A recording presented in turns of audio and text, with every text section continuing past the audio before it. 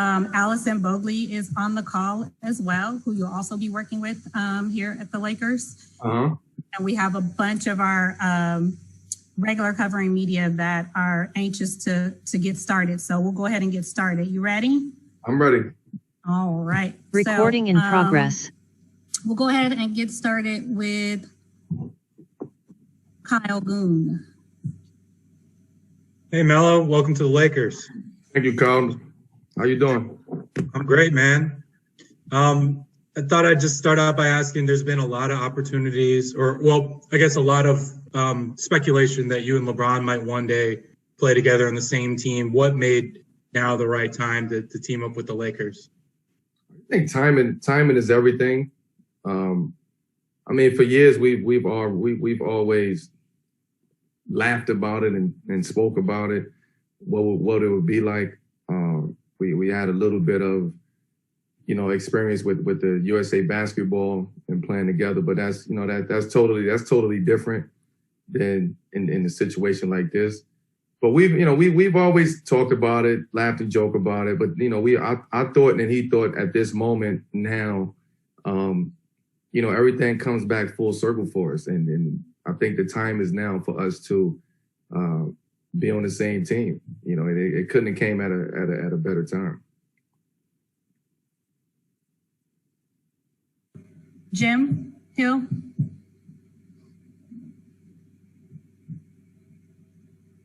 Jim. Okay, let's go with Dave McManaman. Melo, how you been? What's up, Dave? Good to see you. Good to see you too. You're 37. LeBron's going to turn 37 in December. We don't care.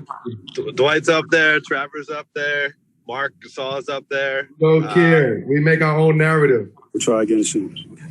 So, obviously, like when you came into the league back in 2003, there weren't a lot of 37-year-olds with this level of productivity. What allows this group, or what will allow this group to have success?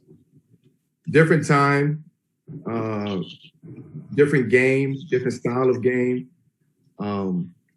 more resources than guys had years ago when we first came into the game.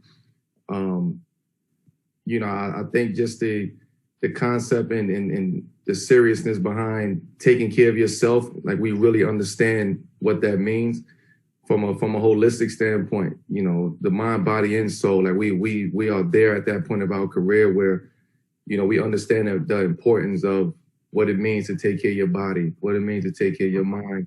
And in this situation, experience comes into play. Understanding one another, whereas if we'd have probably played, if all of us would have came together early on in our career, we probably wouldn't have had the same understanding as we're going to have right now.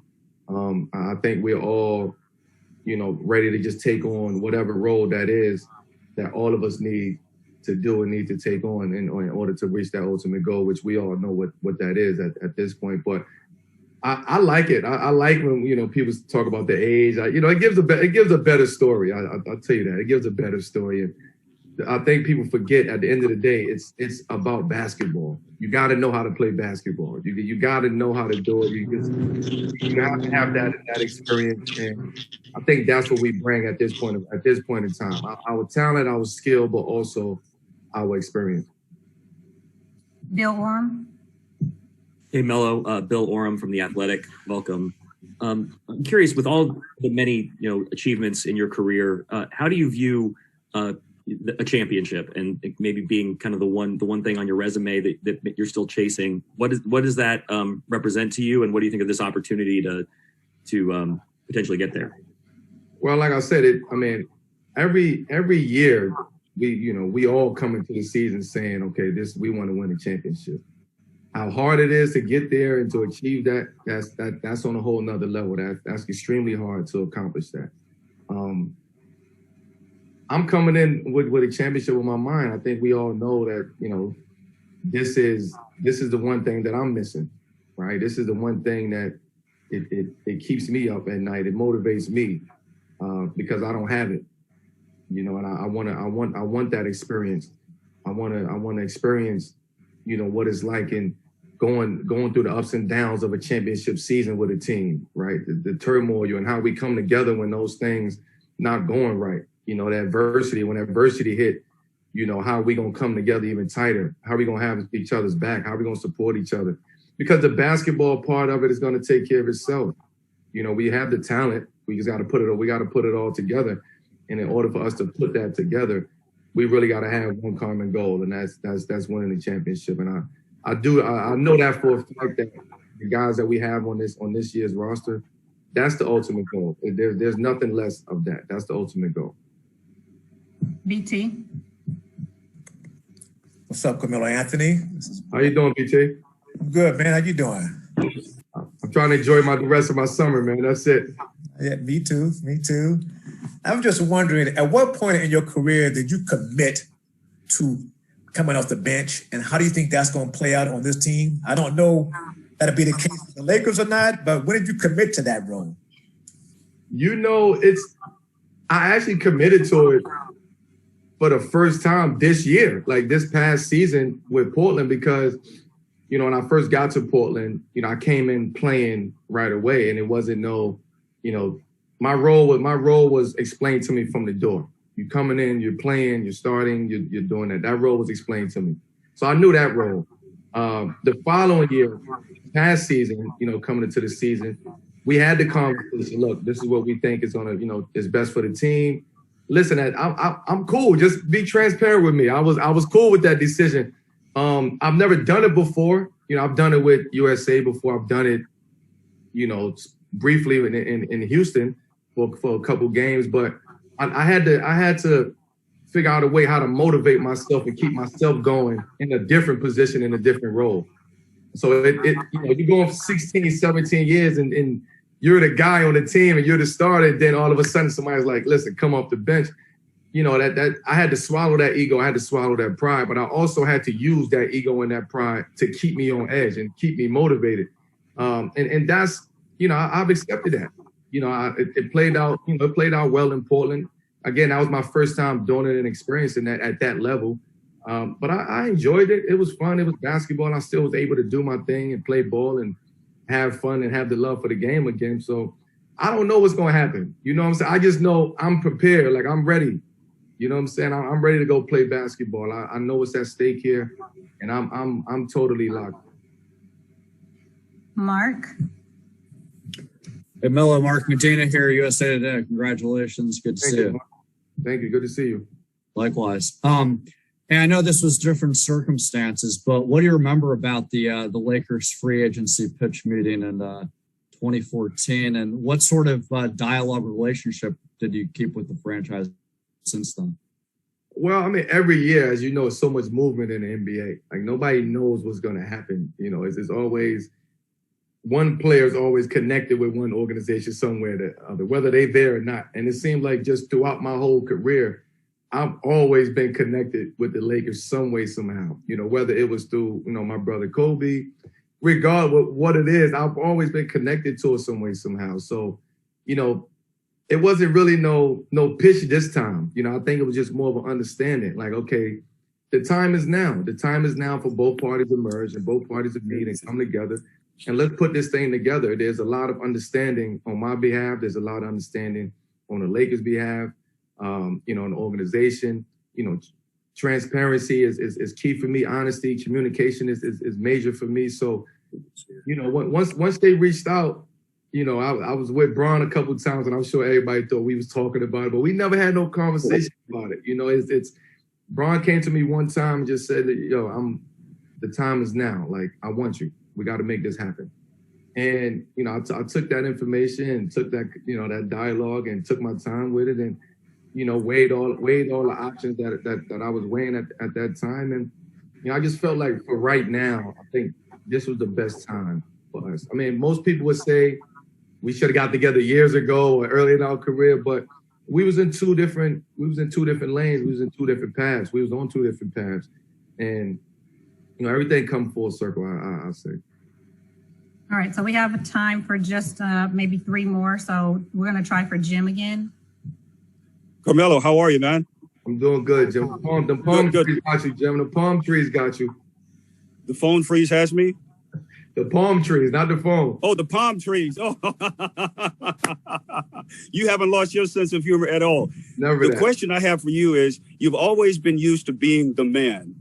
How did you put your ego in check instead of having your ego check you?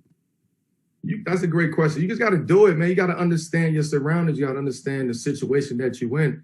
And a lot of times it's not always going to be about you. And some things are just not in your control at times. And, you know, a lot of the situations that I've been in, it wasn't in my control. You know, I was always like, you know, playing catch up in the situation that I was in. So now I'm able to kind of get this decision out the way. I'm cool now. I don't have to worry about where I'm going and what training camp I'm going to be in, what type of workouts I have to do. Like, I'm smooth sailing now. I can enjoy the rest of my summers, prepare for the season.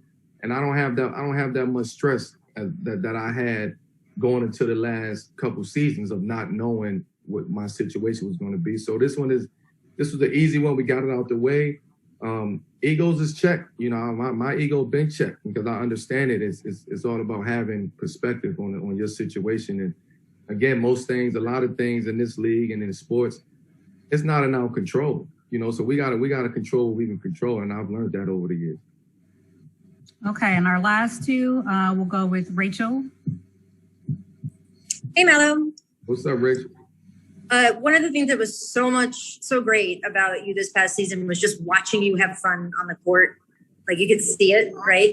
What are the parts of the game that at that point in your career, in that season, that year, that now you're in, my God, you're 18 of this, that you can bring to this season that are just going to be fun and you think that are really going to make you love the game the way you do? Well, you got to kick me out again for me not to love the game, right? So you got to take me away from the game for me not to love the game.